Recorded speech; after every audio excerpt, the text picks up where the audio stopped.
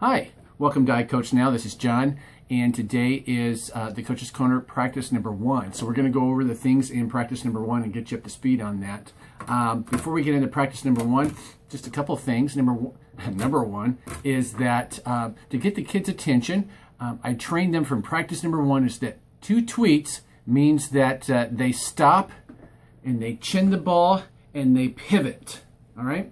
You're going to want to do this multiple times throughout the practice. Anytime you want their attention, tweet your whistle twice. Tweet, tweet!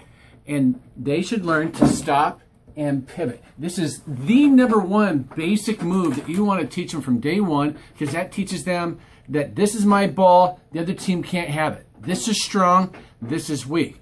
Teach them to pivot all the way around too, and even ball fake at a later time so that they get used to doing that.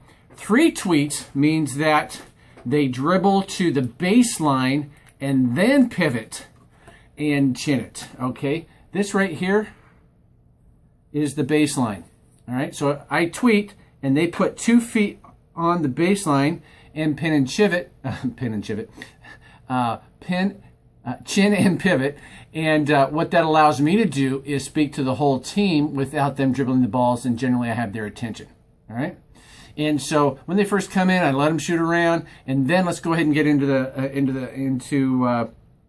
the basketball. So I'll teach them first 2 tweets, means stop wherever you're at, chin and pivot. And if they don't have a ball in their hands, they fake it. Okay? So you may be running a drill, you want their attention, tweet, tweet, they stop, and everybody either fakes like they got it or they don't. All right?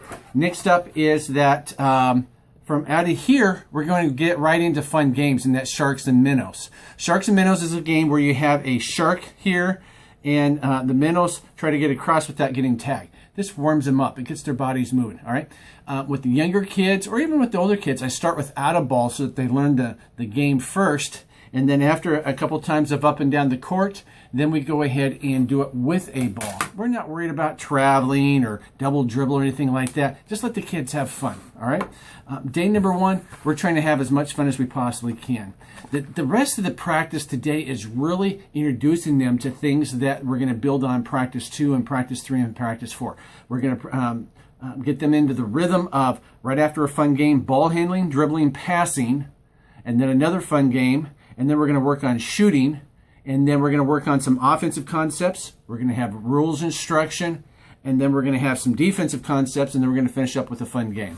So practice number 1, don't stress about it. Basically what we're doing is getting them familiar with the cycles that we're going to be running with this format, right?